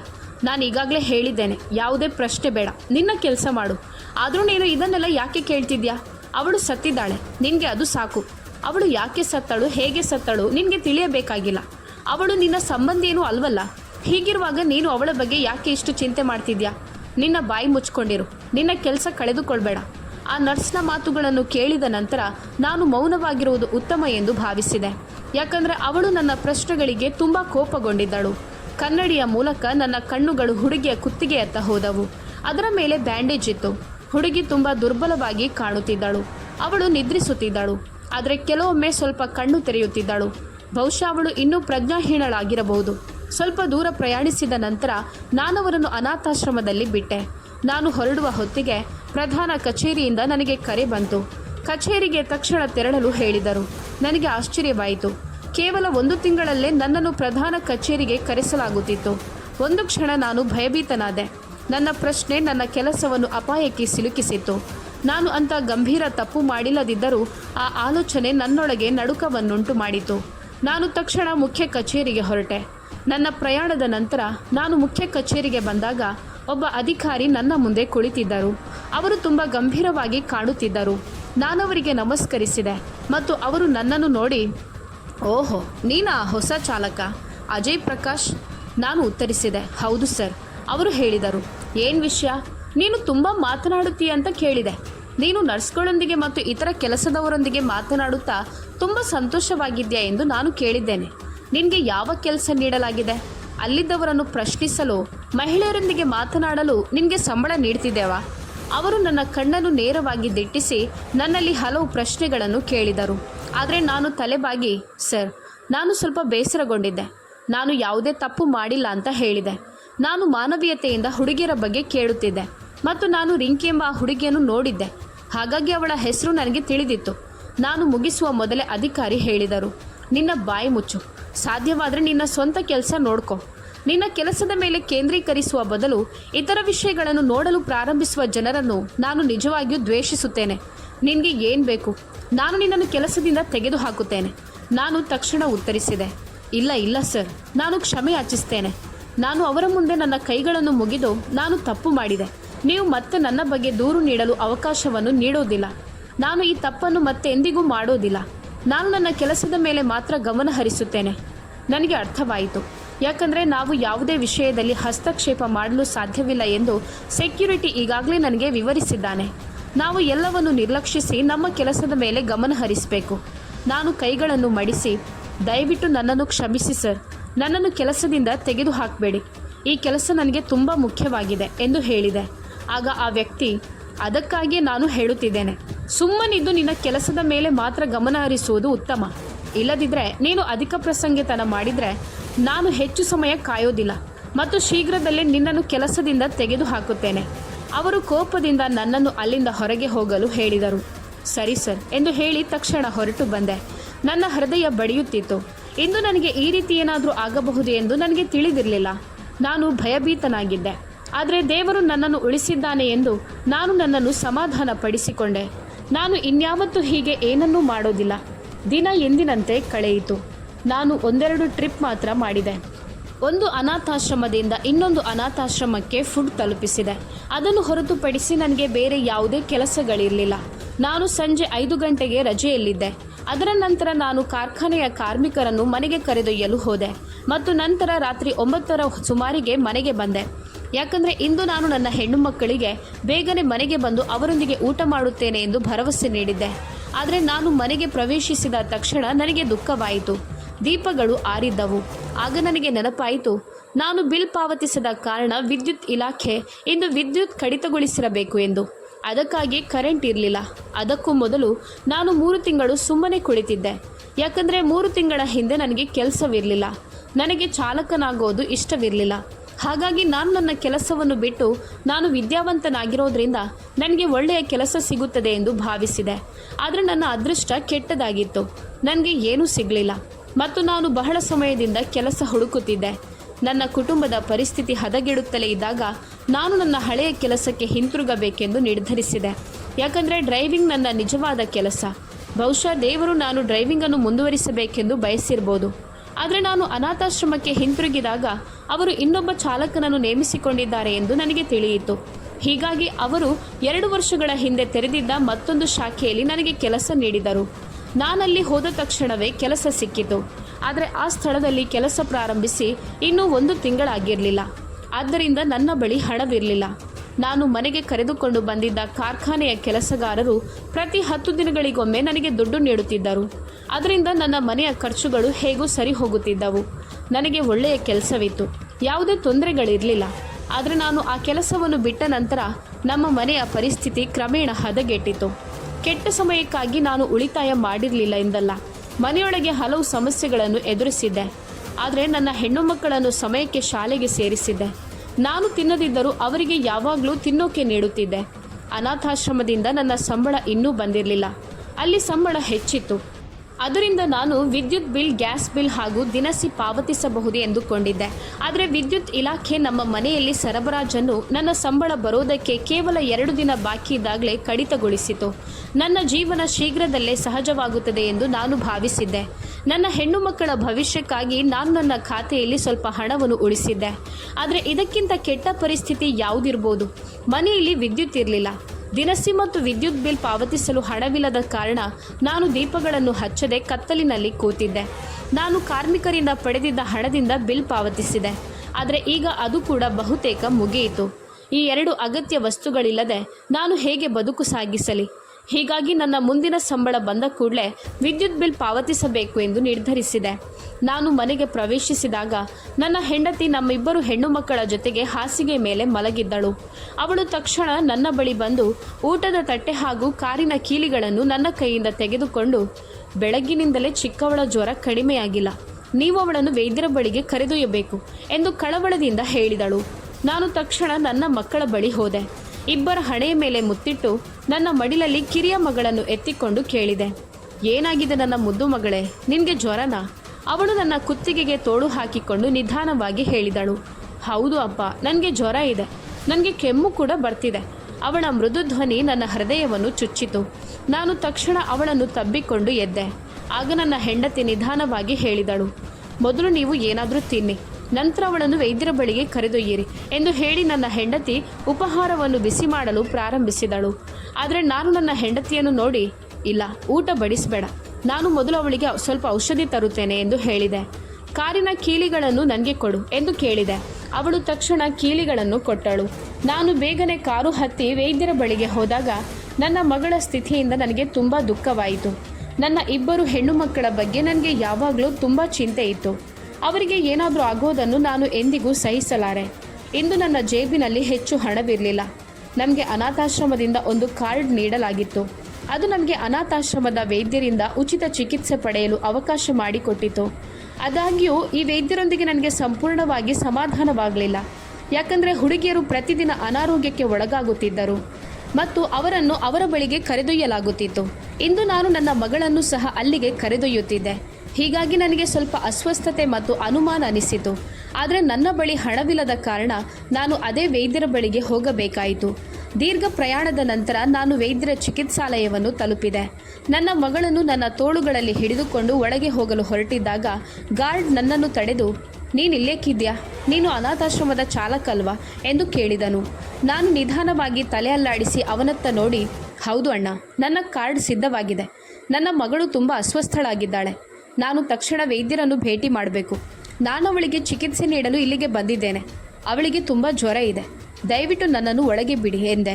ಗಾರ್ಡ್ ನನ್ನತ್ತ ದೃಷ್ಟಿ ಹಾಯಿಸಿದನು. ನಂತರ ನನ್ನ ಮಗಳತ್ತ ನೋಡಿ ಅಲ್ಲಿ ಕಾಯಲು ಹೇಳಿ ಒಳಗೆ ಹೋದನು. ನನಗೆ ಆಶ್ಚರ್ಯವಾಯಿತು. ನನ್ನನ್ನು ಯಾಕೆ ಒಳಗೆ ಬಿಡಲಿಲ್ಲ? ಈ ಬಾರಿ ನಾನು ಯಾರನ್ನೂ ಪ್ರಶ್ನಿಸುತ್ತಿರಲಿಲ್ಲ. ನನ್ನ ಮಗಳಿಗೆ ಚಿಕಿತ್ಸೆ ನೀಡಲು ನಾನು ಬಂದಿದ್ದೆ. ಇದು ಒಂದು ಕ್ಲಿನಿಕ್ ಆಗಿತ್ತು. ಇಲ್ಲಿ ಅನೇಕ ಜನರು ಬರುತ್ತಿದ್ದರು. ಆದರೆ ನನ್ನನ್ನು ಯಾಕೆ ತಡೆಯಲಾಯಿತು? ನಾನಿನ್ನೂ ಆ ಗೊಂದಲದಲ್ಲಿದ್ದೆ. ಸ್ವಲ್ಪ ಸಮಯದ ನಂತರ ಗಾರ್ಡ್ ಹೊರಗೆ ಬಂದು ನನ್ನತ್ತ ನೋಡಿ, ನಿಮ್ಮ ಕಾರಿನಲ್ಲಿ 20 ನಿಮಿಷಗಳ ಕಾಲ ಹೊರಗೆ ಕಾಯಿರಿ, ಆನಂತರ ನಿಮ್ಮನ್ನು ಒಳಗೆ ಕರೆಯಲಾಗುತ್ತದೆ ಎಂದು ಹೇಳಿದನು. ನಾನು ಬೇಗನೆ ಉತ್ತರಿಸಿದೆ, ನನ್ನ ಮಗಳು ತುಂಬ ಅಸ್ವಸ್ಥಳಾಗಿದ್ದಾಳೆ. ಅವಳು ತುಂಬ ಕಷ್ಟದಲ್ಲಿದ್ದಾಳೆ. ನೀವು ನನಗೆ 20 ನಿಮಿಷ ಕಾಯಲು ಹೇಳುತ್ತಿದ್ದೀರಿ. ಅವಳ ಸ್ಥಿತಿ ಹದಗೆಟ್ಟರೆ ನಾನೇನು ಮಾಡಲಿ? ದಯವಿಟ್ಟು ಸಾಧ್ಯವಾದಷ್ಟು ಬೇಗ ಒಳಗೆ ಬಿಡಿ. ನೋಡಿ, ನನ್ನ ಮಗಳು ಸಂಪೂರ್ಣವಾಗಿ ಕೆಂಪಾಗುತ್ತಿದ್ದಾಳೆ. ಇದನ್ನು ಕೇಳಿದ ಗಾರ್ಡ್ ತೀಕ್ಷ್ಣವಾಗಿ ಉತ್ತರಿಸಿದನು, ಇಲ್ಲಿ ಚಿಕಿತ್ಸೆ ಪಡಿಬೇಕಾದ್ರೆ ನೀವು 20 ನಿಮಿಷ ಕಾಯಬೇಕು. ಇಲ್ಲದಿದ್ದರೆ ನಿಮ್ಮ ಮಗಳನ್ನು ಬೇರೆಡೆಗೆ ಕರೆದುಕೊಂಡು ಹೋಗ್ಬೋದು. ನಾನು ಗಾರ್ಡ್ನತ್ತ ತೀಕ್ಷ್ಣವಾಗಿ ನೋಡಿದೆ. ಆದರೆ ಅಲ್ಲಿಂದ ಸರಿಯಲಿಲ್ಲ. ನನ್ನ ಜೇಬಿನಲ್ಲಿ ಹಣವಿದ್ದರೆ ನಾನು ಖಂಡಿತವಾಗಿಯೂ ಬೇರೆಡೆಗೆ ಹೋಗುತ್ತಿದ್ದೆ. ನಾನು ಅಂತಹ ಕ್ರೂರ ಜನರೊಂದಿಗೆ ಎಂದಿಗೂ ಇರುತ್ತಿರಲಿಲ್ಲ. ಸ್ವಲ್ಪ ಸಮಯದ ನಂತರ ನನ್ನನ್ನು ಒಳಗೆ ಕರೆಯಲಾಯಿತು. ಎಂದಿನಂತೆ ನನ್ನನ್ನು ರಿಸೆಪ್ಷನ್ ಕೌಂಟರ್ನಲ್ಲಿ ನಿಲ್ಲಿಸಲಾಯಿತು. ಅಲ್ಲಿ ನನ್ನ ಮಗಳ ಚೀಟಿ ಮಾಡಿಸಲಾಯಿತು. 5 ನಿಮಿಷಗಳ ನಂತರ ವೈದ್ಯರು ನನ್ನನ್ನು ಒಳಗೆ ಕರೆದರು. ಸುಮಾರು 30 ಅಥವಾ 35 ವರ್ಷದವನಂತೆ ಕಾಣುವ ವೈದ್ಯರನ್ನು ನೋಡಿ ನಾನು ಒಂದು ಕ್ಷಣ ಆಶ್ಚರ್ಯಪಟ್ಟೆ. ಅವರು ತುಂಬ ಚಿಕ್ಕವರಾಗಿ ಕಾಣುತ್ತಿದ್ದರು. ಅವರು ನನ್ನನ್ನು ಕೇಳಿದರು, ಹೇಳಿ, ನಿಮ್ಮ ಮಗಳಿಗೆ ಏನಾಗಿದೆ? ನಾನು ನಿಧಾನವಾಗಿ ನನ್ನ ಮಗಳ ಸ್ಥಿತಿಯನ್ನು ವೈದ್ಯರಿಗೆ ವಿವರಿಸುತ್ತಿದ್ದೆ. ಅವರು ತಪಾಸಣೆ ಮಾಡಿ ಔಷಧಿ ಬರೆದರು. ನಂತರ ಹೇಳಿದರು, ಈ ಔಷಧಿಯನ್ನು ಸಮಯಕ್ಕೆ ಸರಿಯಾಗಿ ನೀಡಬೇಕು ಮತ್ತು ಹಿಂತಿರುಗುವ ಅಗತ್ಯವಿಲ್ಲ. ಅವಳ ಜ್ವರ ಕಡಿಮೆಯಾಗದಿದ್ದರೆ ನಾನು ವೈಯಕ್ತಿಕವಾಗಿ ಬೇರೆ ವೈದ್ಯರನ್ನು ಶಿಫಾರಸು ಮಾಡುತ್ತೇನೆ. ನಿಮಗೆ ಅರ್ಥ ಆಯ್ತಾ? ನಾನು ನಿಧಾನವಾಗಿ ಉತ್ತರಿಸಿದೆ, ಸರ್, ನಾನು ಕಾರ್ಡ್ನಲ್ಲಿದ್ದೇನೆ. ನನ್ನ ಮಗಳಿಗೆ ಬೇರೆ ಯಾರಿಂದಲೂ ಚಿಕಿತ್ಸೆ ಕೊಡಿಸಲು ನನ್ನ ಬಳಿ ಅಷ್ಟು ಹಣ ಇಲ್ಲ. ಅವರು ತಕ್ಷಣ ಉತ್ತರಿಸಿದರು, ಸರಿ ಸರಿ, ನೀವು ಕಾರ್ಡ್ನಲ್ಲಿದ್ದೀರಿ ಅಂತ ನನಗೆ ತಿಳಿದಿದೆ. ಆದ್ದರಿಂದ ನಾನು ನಿಮ್ಮನ್ನು ಬೇರೆ ವೈದ್ಯರ ಬಳಿಗೆ ಕಳುಹಿಸುತ್ತೇನೆ ಮತ್ತು ನೀವು ಅವರಿಗೆ 1 ರೂಪಾಯಿ ಪಾವತಿಸಬೇಕಾಗಿಲ್ಲ. ಈ ಪ್ರಿಸ್ಕ್ರಿಪ್ಷನ್ ತೆಗೆದುಕೊಂಡು ರಿಸೆಪ್ಷನ್ನಿಂದ ಔಷಧಿ ಪಡೆಯಿರಿ. ನಾನು ಸರಿ ಸರ್ ಎಂದು ಹೇಳಿ ತಕ್ಷಣ ಎದ್ದು ಹೊರಗೆ ಹೋದೆ. ನಾನು ಬಾಗಿಲಿನ ಹತ್ತಿರ ಬರುತ್ತಿದ್ದಂತೆ ಆ ವೈದ್ಯರತ್ತ ಕಣ್ಣು ಹಾಯಿಸಿದೆ. ಏನೋ ಕಾರಣದಿಂದ ನನಗೆ ಸರಿ ಕಾಣಲಿಲ್ಲ. ಅವರ ಕಣ್ಣುಗಳನ್ನು ನೋಡಿದಾಗ ಏನೋ ನನ್ನನ್ನು ತೀವ್ರವಾಗಿ ಗೊಂದಲಗೊಳಿಸುತ್ತಿತ್ತು. ಔಷಧಿಯೊಂದಿಗೆ ಮನೆಗೆ ಹಿಂದಿರುಗಿದಾಗ ಇಡೀ ರಾತ್ರಿಯೂ ನಾನು ಆ ಯುವ ವೈದ್ಯರ ಬಗ್ಗೆ ಆಲೋಚನೆ ಮಾಡುತ್ತಾ ಕಳೆದೆ. ಅವರು ಕೂಡ ಅನಾಥಾಶ್ರಮದಿಂದಲೇ ಆಗಿದ್ದರು. ಆದರೆ ಅಲ್ಲಿ ಎಲ್ಲ ಸಿಬ್ಬಂದಿ ವಯಸ್ಸಾದವರಾಗಿದ್ದರು ಮತ್ತು ಹಿಂದಿನ ಶಾಖೆ ವೈದ್ಯರು ಸಹ ಹಿರಿಯರಾಗಿದ್ದರು. ಅವರು ನಿವೃತ್ತರಾಗಿದ್ದರು. ಅಂದಿನಿಂದ ಅದೇ ವೈದ್ಯರು 2 ಶಾಖೆಗಳ ಮಕ್ಕಳಿಗೆ ಚಿಕಿತ್ಸೆ ನೀಡುತ್ತಿದ್ದರು. ಎಲ್ಲರೂ ಹಿರಿಯರು. ಹಾಗಾದರೆ ಈ ವೈದ್ಯರು ಯಾಕೆ ಇಷ್ಟು ಚಿಕ್ಕವರಾಗಿದ್ದರು? ಅವರು ಹೊಸ ನೇಮಕಾತಿಯೇ? ಒಂದು ಕ್ಷಣ ನನಗೆ ಸೆಕ್ಯೂರಿಟಿ ಬಳಿ ಮಾಹಿತಿ ಕೇಳಬೇಕೆಂಬ ಭಾವನೆ ಬಂತು. ಆದರೆ ನಾನು ಮೌನವಾಗಿದ್ದೆ. ಯಾಕಂದರೆ ನನ್ನ ದೂರು ಈಗಾಗಲೇ ಮುಖ್ಯ ಕಚೇರಿಗೆ ತಲುಪಿತ್ತು. ಬಹುಶಃ ಈ ಸೆಕ್ಯೂರಿಟಿಯೇ ನನ್ನ ಬಗ್ಗೆ ದೂರು ನೀಡಿದ್ದಾನೆ ಎಂಬ ಆಲೋಚನೆ ನನ್ನ ಮನಸ್ಸಿಗೆ ಬಂತು. ಆ ವಿಚಾರ ಬಂದ ತಕ್ಷಣ ನಾನವನ ಬಳಿ ಏನನ್ನೂ ಕೇಳಲಿಲ್ಲ. ಮರುದಿನ ನಾನು ಅನಾಥಾಶ್ರಮಕ್ಕೆ ಬರುವಷ್ಟರಲ್ಲಿ 2 ಮಕ್ಕಳನ್ನು ತಕ್ಷಣ ಒಳಗಿನಿಂದ ಹೊರಗೆ ತರಲಾಯಿತು. 2 ಹುಡುಗಿಯರು. ನನಗೆ ತಕ್ಷಣ ಕಾರನ್ನು ಸ್ಟಾರ್ಟ್ ಮಾಡಲು ಹೇಳಲಾಯಿತು. ನಾನು 2 ಹುಡುಗಿಯರತ್ತ ಕಣ್ಣು ಹಾಯಿಸಿ ಸದ್ದಿಲ್ಲದೆ ಕಾರನ್ನು ಸ್ಟಾರ್ಟ್ ಮಾಡಿ ನೇರವಾಗಿ ವೈದ್ಯರ ಬಳಿಗೆ ಹೋದೆ. ಇಂದು ಕೂಡ ಕ್ಲಿನಿಕ್ಗೆ ಹೋಗಬೇಕೆಂದು ನನಗೆ ಹೇಳಲಾಗಿತ್ತು. ಕಳೆದ ತಿಂಗಳಲ್ಲಿ ಅವರು 2 ಬಾರಿ ಮಾತ್ರ ಆಸ್ಪತ್ರೆಗೆ ಹೋಗಿದ್ದರು. ಅದನ್ನು ಹೊರತುಪಡಿಸಿ ಪ್ರತಿ ಬಾರಿಯೂ ನನ್ನನ್ನು ಕ್ಲಿನಿಕ್ಗೆ ಕಳುಹಿಸಲಾಗುತ್ತಿತ್ತು. 2 ಹುಡುಗಿಯರು ತುಂಬ ದುಃಖಿತರಾಗಿ ಕಾಣುತ್ತಿದ್ದರು. ಅವರ ಕುತ್ತಿಗೆಯ ಮೇಲಿನ ಗುರುತುಗಳನ್ನು ನಾನು ತಕ್ಷಣ ಗಮನಿಸಿದೆ. ನೆನ್ನೆಯ ಹುಡುಗಿಯರಂತೆಯೇ ಅವರಿಗೂ ಅದೇ ಗುರುತುಗಳಿದ್ದವು. ಬಹುಶಃ ನಾನು ಗಮನ ಹರಿಸಲು ಪ್ರಾರಂಭಿಸಿದ್ದೆ. ಅದಕ್ಕಾಗಿ ಇದನ್ನೆಲ್ಲ ಅನುಭವಿಸುತ್ತಿದ್ದೆನೋ ಎಂಬ ಭಾವನೆ ಮೂಡಿತು. ಪ್ರಯಾಣದ ನಂತರ ನಾನವರನ್ನು ಕ್ಲಿನಿಕ್ನಲ್ಲಿ ಇಳಿಸಿ ಸದ್ದಿಲ್ಲದೆ ಹೊರಟೆ. ಸುಮಾರು 2 ಗಂಟೆಗಳ ನಂತರ ನನ್ನನ್ನು ಮತ್ತೆ ಕ್ಲಿನಿಕ್ಗೆ ಕರೆಸಲಾಯಿತು. ಈ ಬಾರಿ ನಾನು ಯಾರನ್ನೂ ಯಾವುದೇ ಪ್ರಶ್ನೆಗಳನ್ನು ಕೇಳಲಿಲ್ಲ. ಯಾಕಂದರೆ ಮತ್ತೆ ಸಿಕ್ಕಿ ಹಾಕಿಕೊಳ್ಳಲು ಬಯಸಲಿಲ್ಲ. 2 ಹುಡುಗಿಯರಲ್ಲಿ ಒಬ್ಬಳು ಮಾತ್ರ ಬದುಕುಳಿದಳು. ಮೊದಲಿನಂತೆ ಇನ್ನೊಬ್ಬಳು ಸತ್ತಿದ್ದಳು. ನನ್ನ ಹೃದಯ ಬಡಿತ ನಿಂತಂತಾಯಿತು. ನಾನವರನ್ನು ಕ್ಲಿನಿಕ್ಗೆ ಕರೆದೊಯ್ಯುವಾಗ 2 ಪ್ರಜ್ಞೆ ಹೊಂದಿದ್ದರು. ಹೌದು, ಅವರು ಸಂಕಷ್ಟದಲ್ಲಿದ್ದರು. ಆದರೆ ಇನ್ನೂ ತಮ್ಮ ಪ್ರಜ್ಞೆಯಲ್ಲಿದ್ದರು. ಸಮಯ ನಿಧಾನವಾಗಿ ಕಳೆಯುತ್ತಿತ್ತು. ನಾನಿಲ್ಲಿ ಈಗಾಗಲೇ 15 ದಿನಗಳಿಂದ ಕೆಲಸ ಮಾಡುತ್ತಿದ್ದೆ.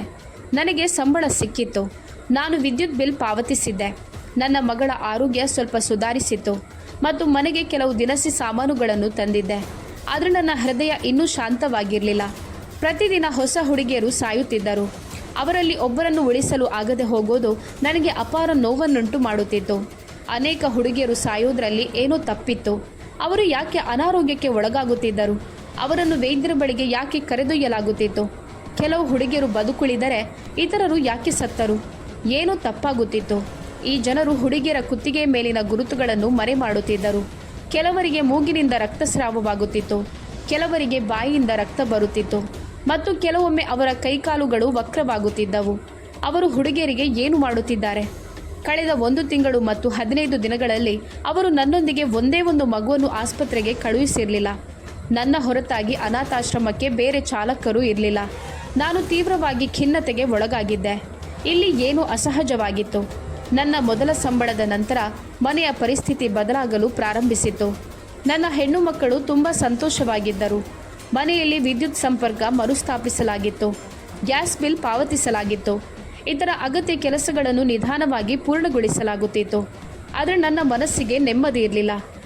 ನನಗೆ ನಿರಂತರ ಆತಂಕವಿತ್ತು. ನಾನು ನಾಳೆ ಸಾಯುತ್ತಿದ್ದೇನೇನೋ ಅಥವಾ ನನ್ನ ಹೆಂಡತಿ ಸತ್ತರೆ ನನ್ನ ಹೆಣ್ಣು ಮಕ್ಕಳು ಈ ಅನಾಥಾಶ್ರಮಕ್ಕೆ ಬರಬೇಕಾಗುತ್ತದೆಯೋ ಎಂಬ ಭಯ ನನ್ನ ಮನಸ್ಸನ್ನು ಕಾಡುತ್ತಿತ್ತು. ಆಗ ಅವರಿಗೂ ಇಲ್ಲಿನ ಇತರ ಹುಡುಗಿಯರಂತೆಯೇ ಅದೇ ಗತಿ ಬರುತ್ತದೆಯೇ ಎಂದು ನಾನು ಆತಂಕಗೊಂಡೆ. ನನಗೆ 2 ಹೆಣ್ಣು ಮಕ್ಕಳಿದ್ದರು. ಈ ಆಲೋಚನೆ ನನಗೆ ತುಂಬ ನೋವನ್ನುಂಟು ಮಾಡುತ್ತಿತ್ತು. ಈ ವಿಚಾರ ನನಗೆ ನಿರಂತರವಾಗಿ ತಿರುಗುತ್ತಿತ್ತು. ನಾನು ಯಾವುದೇ ಬೆಲೆ ಕೊಟ್ಟಾದರೂ ಸತ್ಯವನ್ನು ಕಂಡುಹಿಡಿಯಬೇಕೆಂದು ತೀರ್ಮಾನಿಸಿದ್ದೆ. ಸಮಯ ನಿಧಾನವಾಗಿ ಸಾಗುತ್ತಿತ್ತು. 2 ದಿನಗಳ ನಂತರ ಮತ್ತೊಬ್ಬ ಹುಡುಗಿ ಅನಾರೋಗ್ಯಕ್ಕೆ ಒಳಗಾದಳು. ಆಸ್ಪತ್ರೆಗೆ ಕರೆದುಕೊಂಡು ಹೋದ 2 ಗಂಟೆಗಳ ನಂತರ ನನಗೆ ಮತ್ತೆ ಕರೆ ಬಂತು. ಈ ಹುಡುಗಿಯ ಜೊತೆ ಇಂದು ಯಾರೂ ಇರಲಿಲ್ಲ. ನರ್ಸ್ಗಳೂ ಇಲ್ಲ, ಸಿಬ್ಬಂದಿಯೂ ಇಲ್ಲ. ಅವಳು ಕಾರಿಗೆ ಬಂದು ಕುಳಿತ ತಕ್ಷಣ ನನ್ನ ಕಣ್ಣುಗಳು ಅವಳ ಕುತ್ತಿಗೆಯತ್ತ ಹೋಯಿತು. ಅಲ್ಲಿ ಬ್ಯಾಂಡೇಜ್ ಹಾಕಲಾಗಿತ್ತು. ಅವಳು ತುಂಬ ದುಃಖಿತಳಾಗಿ ಕಾಣುತ್ತಿದ್ದಳು. ಮಗಳೇ, ನಿನಗೆ ಏನಾಯಿತು ಎಂದು ಕೇಳಬೇಕೆಂದು ನನಗೆ ತುಂಬ ಇಚ್ಛೆ ಇತ್ತು. ಮಗಳೇ, ನಿನಗೆ ಏನಾಯಿತು? ನೀನು ತುಂಬ ನೋವಿನಲ್ಲಿ ಕಾಣ್ತಿದ್ಯಾ ಎಂದು ಕೇಳಬೇಕೆಂದು ಬಾಯಿ ತೆರೆಯುವಷ್ಟರಲ್ಲಿ ಸುಮ್ಮನಾದೆ. ಯಾಕಂದರೆ ನಾನು ಕೇಳಿದರೆ ನನ್ನನ್ನು ಕೆಲಸದಿಂದ ತೆಗೆದು ಹಾಕಲಾಗುತ್ತಿತ್ತು. ಪ್ರಯಾಣದ ನಂತರ ನಾನು ಆ ಹುಡುಗಿಯನ್ನು ಅನಾಥಾಶ್ರಮಕ್ಕೆ ಬಿಟ್ಟೆ. ಆದರೆ ಅವಳು ಇಳಿದ ತಕ್ಷಣ ಮತ್ತು ಅವಳು ಕುಳಿತಿದ್ದ ಆಸನವನ್ನು ನೋಡಿದ ಕ್ಷಣದಲ್ಲೇ ನನ್ನ ಹೃದಯವು ಒಂದು ಕ್ಷಣ ಬಡಿಯುವುದನ್ನು ನಿಲ್ಲಿಸಿತು. ಸೀಟಿನಾದ್ಯಂತ ರಕ್ತದ ಕಲೆಗಳು ಇದ್ದವು. ಅದು ಏನು? ನನಗೆ ಏನೂ ಅರ್ಥವಾಗಲಿಲ್ಲ. ಒಂದು ಕ್ಷಣ ನಾನು ಆ ರಕ್ತದ ಕಲೆಗಳನ್ನು ನಿಶ್ಚಲವಾಗಿ ನೋಡುತ್ತಾ ನಿಂತೆ. ಈ ಜನರು ಏನು ಮಾಡುತ್ತಿದ್ದಾರೆ? ನನ್ನ ಹೃದಯ ತೀವ್ರವಾಗಿ ಬಡಿಯಲು ಪ್ರಾರಂಭಿಸಿತು. ನನಗೆ ಏನೂ ಅರ್ಥವಾಗಲಿಲ್ಲ. ನಾನು ಕಾರಿನಲ್ಲಿ ಹಿಂತಿರುಗಿ ನೇರವಾಗಿ ಪೊಲೀಸ್ ಠಾಣೆಗೆ ಹೋದೆ. ಯಾಕಂದರೆ ನಾನು ಮಾಡುತ್ತಿರುವುದು ನನ್ನ ಇಡೀ ಜೀವನವನ್ನು ಬದಲಾಯಿಸುತ್ತದೆ ಎಂಬುದು ನನಗೆ ತಿಳಿದಿತ್ತು. ನಾನು ನನ್ನ ಕೆಲಸ ಕಳೆದುಕೊಳ್ಳುತ್ತೇನೆ. ನಾನು ಮತ್ತೆ ಬೀದಿಗೆ ಬೀಳುತ್ತೇನೆ. ನನ್ನ ಹೆಣ್ಣು ಮಕ್ಕಳ ಭವಿಷ್ಯ ಹಾಳಾಗುತ್ತದೆ ಎಂದು ತಿಳಿದಿತ್ತು. ಆದರೆ ಆ ಮಕ್ಕಳಿಗಾಗಿ ಏನಾದರೂ ಒಳ್ಳೆಯದನ್ನು ಮಾಡಲು ಪ್ರಯತ್ನಿಸಿದರೆ ದೇವರು ನನ್ನ ಮೇಲೆ ಸಂತೋಷ ಪಡುತ್ತಾನೆ ಎಂದು ನನ್ನ ಹೃದಯ ಹೇಳಿತು. ಅದಕ್ಕೆ ನನಗೆ ದೇವರಿಂದ ಪ್ರತಿಫಲ ಸಿಗುತ್ತದೆ ಎಂಬ ಆಶಾ ಭಾವನೆ ನನ್ನಲ್ಲಿತ್ತು. ನನ್ನ ಹೃದಯಕ್ಕೆ ಶಾಂತಿ ಸಿಕ್ಕಿತು. ಒಂದು ವಿಷಯವೇನೆಂದರೆ, ನಾನು ಪೊಲೀಸ್ ಠಾಣೆಗೆ ಬಂದಿದ್ದೆ. ಸ್ವಲ್ಪ ಸಮಯದ ನಂತರ ನನ್ನನ್ನು ಹೊರಗೆ ನಿಲ್ಲಿಸಲಾಯಿತು. ನಂತರ ಒಳಗೆ ಕರೆಯಲಾಯಿತು. ಬಡಿಯುತ್ತಿದ್ದ ಹೃದಯದಿಂದ ದೂರು ದಾಖಲಿಸುತ್ತಿದ್ದ ಕಾನ್ಸ್ಟೇಬಲ್ಗೆ ನಾನು ಇಡೀ ಕಥೆಯನ್ನು ಹೇಳಿದೆ. ನನ್ನ ಮಾತುಗಳನ್ನು ಕೇಳಿದ ನಂತರ ಅವರು ಒಂದು ಕ್ಷಣ ನನ್ನನ್ನು ದಿಟ್ಟಿಸಿ ನೋಡಿದರು. ನಂತರ ಇರು, ನಾನು ಒಳಗೆ ಹೋಗುತ್ತೇನೆ ಅಂತ ಹೇಳಿದರು. ನಾನು ಸದ್ದಿಲ್ಲದೆ ಅಲ್ಲಿ ಕುಳಿತೆ. ಸ್ವಲ್ಪ ಸಮಯದ ನಂತರ ಠಾಣೆಯ ಉಸ್ತುವಾರಿ ಮತ್ತು DSP ಅವರೊಂದಿಗೆ ಬಂದರು. ಅವರನ್ನು ಕಂಡ ತಕ್ಷಣ ನಾನು ಎದ್ದು ನಿಂತೆ. ಅವರು ತಮ್ಮ ಕ್ಯಾಬಿನ್ ಒಳಗೆ ಬರಲು ಹೇಳಿದರು. ನಾನು ಒಳಗೆ ಹೋದಾಗ ಅವರು ತಕ್ಷಣ ಪ್ರಕರಣದ ಬಗ್ಗೆ ಚರ್ಚಿಸಲು ಪ್ರಾರಂಭಿಸಿದರು. ಆರಂಭದಿಂದ ಇಂದಿನವರೆಗೆ ನಡೆದ ಸಂಪೂರ್ಣ ಘಟನೆಯನ್ನು ನಾನು ಹೇಳಿದ್ದೆ. ನನ್ನ ಮಾತುಗಳನ್ನು ಕೇಳಿದ ನಂತರ ಆ ವ್ಯಕ್ತಿ, ನಾವೇನಾದರೂ ಮಾಡುತ್ತೇವೆ, ಚಿಂತಿಸಬೇಡಿ, ನಿಮ್ಮ ಹೆಸರನ್ನು ಉಲ್ಲೇಖಿಸಲಾಗೋದಿಲ್ಲ ಎಂದು ಹೇಳಿದರು. ಈಗ ಇಲ್ಲಿಂದ ಹೊರಟು ಹೋಗು. ನಾನು ಸದ್ದಿಲ್ಲದೆ ನನ್ನ ಕೆಲಸಕ್ಕೆ ಮರಳಿದೆ. ಸಮಯ ಕಳೆದು ಹೋಯಿತು. ಮರುದಿನ ನಾನು ಬಂದಾಗ ದಿಗ್ಭ್ರಮೆಗೊಂಡೆ. ಅಲ್ಲಿ ಹಲವಾರು ಮೊಬೈಲ್ ಫೋನ್ಗಳು ಬಿದ್ದಿದ್ದವು. ಇಡೀ ಸಿಬ್ಬಂದಿಯನ್ನು ಬಂಧಿಸಲಾಗಿತ್ತು. ಮಕ್ಕಳನ್ನು ಮತ್ತೊಂದು ಅನಾಥಾಶ್ರಮಕ್ಕೆ ಕರೆದೊಯ್ಯಲಾಗುತ್ತಿತ್ತು. ಇನ್ನೊಂದು ಶಾಖೆಯ ಸಿಬ್ಬಂದಿಯು ಅದೇ ಗತಿಯನ್ನು ಅನುಭವಿಸುತ್ತಿದ್ದಾರೆ ಎಂದು ವರದಿಯಾಯಿತು. ನಾನು ಸಂಪೂರ್ಣವಾಗಿ ಮೌನವಾಗಿದ್ದೆ. ಸ್ವಲ್ಪ ಸಮಯದ ನಂತರ ಮಕ್ಕಳನ್ನು ಭೀಕರ ದೌರ್ಜನ್ಯಕ್ಕೆ ಒಳಪಡಿಸಲಾಗುತ್ತಿತ್ತು ಎಂದು ನನಗೆ ಅರಿವಾಯಿತು. ಅವರನ್ನು ಆಸ್ಪತ್ರೆಗೆ ಕರೆದೊಯ್ಯಲಾಗುತ್ತಿತ್ತು. ಅವರಿಗೆ ಶಸ್ತ್ರಚಿಕಿತ್ಸೆ ಮಾಡಲಾಗುತ್ತಿತ್ತು ಮತ್ತು ಅವರ ಅಮೂಲ್ಯವಾದ ದೇಹದ ಭಾಗಗಳನ್ನು ತೆಗೆದು ಮಾರಾಟ ಮಾಡಲಾಗುತ್ತಿತ್ತು. ಕೆಲವು ಹುಡುಗಿಯರು ಬದುಕುಳಿದರೆ ಕೆಲವರು ಸತ್ತಿದ್ದರು. ಈ ಜನರು ಅಮಾಯಕ ಹುಡುಗಿಯರ ದೇಹಕ್ಕೆ ವಿಷಕಾರಿ ಔಷಧವನ್ನು ಚುಚ್ಚುತ್ತಿದ್ದರು. ಅದು ಅವರ ಇಡೀ ದೇಹವನ್ನು ನಿಷ್ಕ್ರಿಯಗೊಳಿಸುತ್ತಿತ್ತು. ಇದನ್ನು ಅನಾಥಾಶ್ರಮದ ಒಳಗೆ ಮಾಡಲಾಗುತ್ತಿತ್ತು. ಉಳಿದವುಗಳನ್ನು ಕ್ಲಿನಿಕ್ ಮತ್ತು ಆಸ್ಪತ್ರೆಯಲ್ಲಿ ಮಾಡಲಾಗುತ್ತಿತ್ತು. ಕ್ಲಿನಿಕ್ ಮತ್ತು ಆಸ್ಪತ್ರೆ ಎರಡನ್ನೂ ಮುಚ್ಚಲಾಯಿತು. ಅನಾಥಾಶ್ರಮವನ್ನು ಮುಚ್ಚಲಾಯಿತು ಮತ್ತು ವೈದ್ಯರನ್ನು ಬಂಧಿಸಲಾಯಿತು. ಸರ್ಕಾರ ನನಗೆ ದೊಡ್ಡ ಬಹುಮಾನವನ್ನು ನೀಡಿತು ಮತ್ತು ಪ್ರಶಸ್ತಿಯನ್ನು ನೀಡಿ ಗೌರವಿಸಿತು. ಅವರು ಹೇಳಿದರು, ನೀವು ಧೈರ್ಯ ತೋರಿಸಿದ್ದೀರಿ. ಪೊಲೀಸರಿಗೆ ಸತ್ಯವನ್ನು ಹೇಳಲು ನೀವು ನಿಮ್ಮ ಕೆಲಸವನ್ನು ಪಣಕ್ಕಿಟ್ಟಿದ್ದೀರಿ. ನೀವು ನಿಮ್ಮ ಸ್ವಂತ ಲಾಭವನ್ನು ನೋಡಲಿಲ್ಲ. ಈ ಕ್ರೂರ ಜನರು ಚಿಕ್ಕ ಮಕ್ಕಳ ಮೇಲೆ ಇಷ್ಟೊಂದು ವಿನಾಶವನ್ನುಂಟು ಮಾಡುತ್ತಿದ್ದಾರೆಂದು ನನಗೆ ತಿಳಿದಿರಲಿಲ್ಲ. ನನಗೆ ಮೊದಲೇ ತಿಳಿದಿದ್ದರೆ ಕೆಲ ಹುಡುಗಿಯರು ನನ್ನ ಮುಂದೆ ಸಾಯುತ್ತಿರಲಿಲ್ಲ. ಅನಾಥಾಶ್ರಮದಲ್ಲಿ ಹುಡುಗರಿದ್ದರು. ಆದರೆ ಹುಡುಗಿಯರಿಗೆ ಮಾತ್ರ ಇದನ್ನು ಮಾಡಲಾಗುತ್ತಿತ್ತು. ಯಾಕಂದರೆ ಅವರ ದೇಹದ ಭಾಗಗಳು ಹುಡುಗರಿಗಿಂತ ಆರೋಗ್ಯಕರವಾಗಿದ್ದವು ಮತ್ತು ಅನೇಕ ದಂಪತಿಗಳು ಹುಡುಗರನ್ನು ದತ್ತು ಪಡೆಯಲು ಅನಾಥಾಶ್ರಮಕ್ಕೆ ಬರುತ್ತಿದ್ದರು. ಇದು ಅನಾಥಾಶ್ರಮಕ್ಕೆ ಉತ್ತಮ ಆದಾಯವನ್ನು ತಂದುಕೊಡುತ್ತಿತ್ತು. ಅದಕ್ಕಾಗಿ ಅವರು ಹುಡುಗರಿಗೆ ಹೀಗೆ ಮಾಡುತ್ತಿರಲಿಲ್ಲ. ಕೆಲವೊಮ್ಮೆ ನಾನವರನ್ನು ಆಸ್ಪತ್ರೆಗೆ ಕರೆದುಕೊಂಡು ಹೋಗಿ ಸಾಯಿಸಲು ಕಳುಹಿಸಿದ್ದರಿಂದ ನನಗೆ ತಪ್ಪಿತಸ್ಥ ಭಾವನೆ ಮೂಡುತ್ತಿತ್ತು. ಆದರೆ ಅದು ನನ್ನ ತಪ್ಪಲ್ಲದ ಕಾರಣ ನಾನು ನನ್ನನ್ನು ಸಮಾಧಾನಪಡಿಸಿಕೊಂಡೆ. ನಾನು ಕಾನೂನಿಗೆ ಸಹಾಯ ಮಾಡಿದ ಮುಗ್ಧ ಮತ್ತು ಪ್ರಾಮಾಣಿಕ ವ್ಯಕ್ತಿ ಎಂದು ಪರಿಗಣಿಸಿ ನನಗೆ ಸರ್ಕಾರಿ NGO ಮೂಲಕ ಉತ್ತಮ ಕೆಲಸ ನೀಡಲಾಯಿತು ಮತ್ತು ನನ್ನ ಕುಟುಂಬಕ್ಕೂ ಭದ್ರತೆ ಒದಗಿಸಲಾಯಿತು. ಯಾಕಂದರೆ NGOಗಳು ಇಲ್ಲಿ ಮಾತ್ರವಲ್ಲ, ಇತರ ಸ್ಥಳಗಳಲ್ಲಿಯೂ ಶಾಖೆಗಳಿವೆ. ನನ್ನ ಕಾರಣದಿಂದಾಗಿ ಒಂದು ದೊಡ್ಡ ಗ್ಯಾಂಗ್ ಜಗತ್ತಿಗೆ ಬಹಿರಂಗವಾಯಿತು. ಇದರಿಂದಾಗಿ ಪ್ರತಿ ಅನಾಥಾಶ್ರಮವನ್ನು ಈಗ ಸಂಪೂರ್ಣವಾಗಿ ಪರಿಶೀಲಿಸಲಾಗುತ್ತಿದೆ. ಆಂತರಿಕ ಗುಪ್ತಚರ ತನಿಖೆಯು ಹುಡುಗರನ್ನು ಹಿಂಸಿಸುತ್ತಿದ್ದ 2 ಅನಾಥಾಶ್ರಮಗಳನ್ನು ಬಹಿರಂಗಪಡಿಸಿತು. ಅವರು ಸತ್ತರೂ ಸಹ ಅವು ಹೆಚ್ಚಿನ ಗಮನ ಸೆಳೆಯುವುದಿಲ್ಲ ಎಂಬ ಕಾರಣಕ್ಕೆ ಪ್ರಮುಖ ಅಂಗಗಳನ್ನು ತೆಗೆದುಹಾಕಲಾಗುತ್ತಿತ್ತು. ಈ ಘಟನೆಯ ಬಗ್ಗೆ ನಾನು ಯೋಚಿಸಿದಾಗಲೆಲ್ಲ ನನ್ನ ಆತ್ಮವು ನಡುಗುತ್ತದೆ. ಆದರೆ ಈ ಕೆಲಸವನ್ನು ಮಾಡಲು ನನಗೆ ಅವಕಾಶ ನೀಡಿದ್ದಕ್ಕಾಗಿ ನಾನು ಇನ್ನೂ ದೇವರಿಗೆ ಕೃತಜ್ಞನಾಗಿದ್ದೇನೆ. ನನ್ನಿಂದ ಸತ್ಯ ಜಗತ್ತಿಗೆ ಬಹಿರಂಗವಾಯಿತು ಮತ್ತು ಅಪರಾಧಿಗಳನ್ನು ಹಿಡಿಯಲಾಯಿತು. ಅವರಿಗೆ ಶಿಕ್ಷೆ ವಿಧಿಸಲಾಯಿತು ಮತ್ತು ಅಸಹಾಯಕ ಹಾಗೂ ಮುಗ್ಧ ಮಕ್ಕಳನ್ನು ಉಳಿಸಲಾಯಿತು. ನನ್ನ ಕುಟುಂಬದ ಪರಿಸ್ಥಿತಿ ಗಮನಾರ್ಹವಾಗಿ ಸುಧಾರಿಸಿತು. ನಾನಿನ್ನೂ ಚಾಲಕನಾಗಿದ್ದೇನೆ, ಆದರೆ ಅನಾಥಾಶ್ರಮದಲ್ಲಿ ಅಲ್ಲ. ಈಗ ನಾನು ಸರ್ಕಾರದಿಂದ ಮಾನ್ಯತೆ ಪಡೆದ ಕೆಲಸಕ್ಕೆ ಚಾಲನೆ ಮಾಡುತ್ತೇನೆ ಮತ್ತು ಅದನ್ನು ಚೆನ್ನಾಗಿ ನಿರ್ವಹಿಸುತ್ತಿದ್ದೇನೆ. ಸ್ನೇಹಿತರೆ, ನೀವು ನಮ್ಮ ಕಥೆಯನ್ನು ಇಷ್ಟಪಟ್ಟಿದ್ದೀರಿ ಎಂದು ನಾನು ಭಾವಿಸುತ್ತೇನೆ. ನೀವು ಇಷ್ಟಪಟ್ಟಿದ್ದರೆ ದಯವಿಟ್ಟು ವಿಡಿಯೋವನ್ನು ಲೈಕ್ ಮಾಡಿ. ನೀವು ಚಾನಲ್ಗೆ ಹೊಸಬರಾಗಿದ್ದರೆ ಚಾನಲ್ಗೆ ಚಂದಾದಾರರಾಗಿ. ಹಾಗೆಯೇ ನಿಮ್ಮ ಅಮೂಲ್ಯವಾದ ಅಭಿಪ್ರಾಯಗಳನ್ನು ಕಾಮೆಂಟ್ ಮೂಲಕ ನಮಗೆ ತಿಳಿಸಿ.